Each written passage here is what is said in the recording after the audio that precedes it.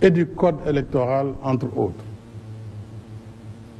Mes chers compatriotes, s'agissant de l'élection présidentielle du 25 février 2024, je tiens à ce que le gouvernement prenne toutes les dispositions pour une bonne organisation du scrutin, comme par le passé.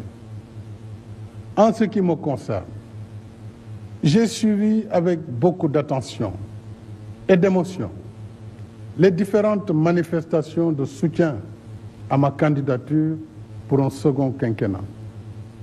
La dernière étant celle de 512 maires et présidents de conseil départemental sur les 601 que compte notre pays. À cela s'ajoutent les soutiens de la diaspora, de mouvements de jeunes, de femmes, de nos respectés sages, d'enseignants, d'arabisants, de mouvements de religieux et bien d'autres groupes, tous déjà prêts pour mener le combat de ma réélection. À tous ces compatriotes, je voudrais exprimer ma profonde gratitude en réservant une mention spéciale et toute particulière à la coalition Benno Bokk Yakaar, à mon parti, l'Alliance pour la République, et à la grande coalition de la majorité présidentielle. Mes chers compatriotes, ma décision, longuement et mûrement réfléchie, est de ne pas être candidat à la prochaine élection du 25 février 2024. Et cela, même si la Constitution m'en donne le droit. En effet, depuis la révision constitutionnelle de 2016, le débat juridique a été définitivement tranché par la décision du Conseil constitutionnel numéro 1 C-2016 du 12 février 2016. Je sais que cette décision de ne pas être candidat surprendra tous ceux et celles nombreux dont je connais l'admiration, la confiance et la fidélité sincère. Elle surprendra aussi ceux et celles qui souhaitent me voir encore guider la construction du Sénégal, qui trouvent de plus en plus ses marques. Mais le Sénégal dépasse ma personne et il est rempli de leaders également capables de pousser le pays vers l'émergence. On a tant spéculé, commenté sur ma candidature à cette élection.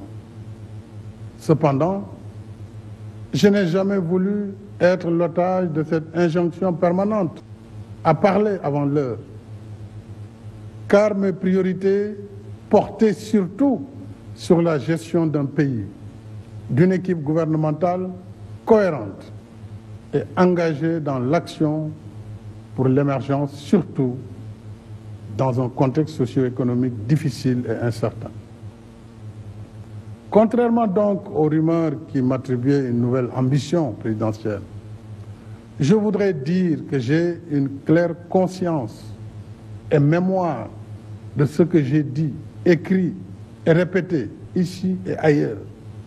C'est-à-dire que le mandat de 2019 était mon second et dernier mandat.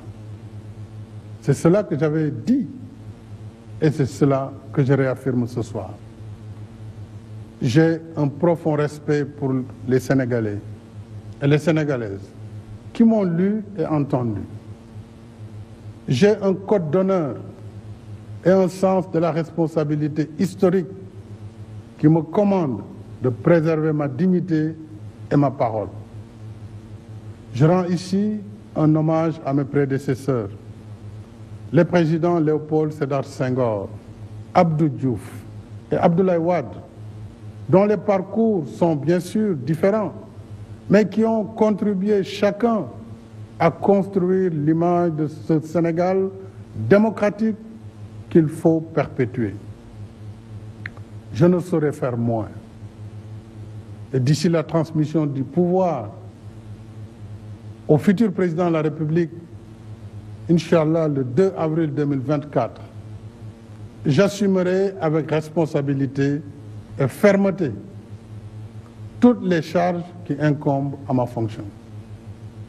En vertu du mandat que vous m'avez confié et en étroite cohérence avec mon serment constitutionnel, je continuerai de consacrer toutes mes forces à défendre sans faille les institutions constitutionnelles de la République, le respect des décisions de justice, l'intégrité du territoire, la protection des personnes et des biens.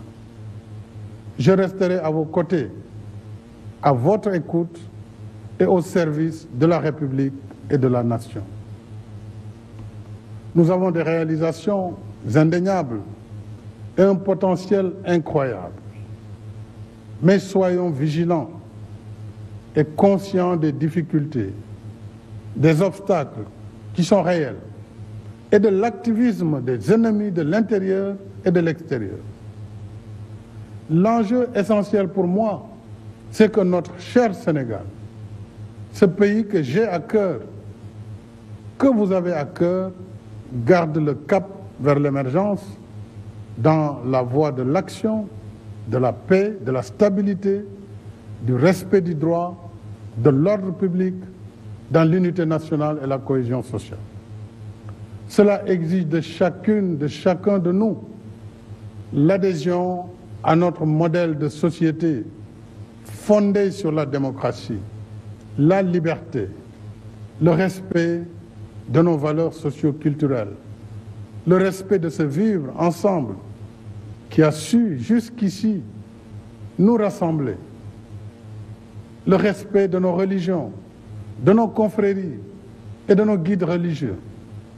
En somme, le respect de notre identité collective sénégalaise, qui est ancrage dans le socle socio-culturel sénégalais et africain, mais aussi ouverture dans la modernité.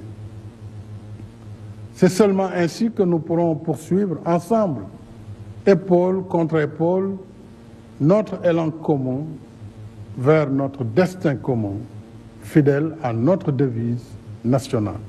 Un peuple, un but, une foi. Vive la République et vive le Sénégal.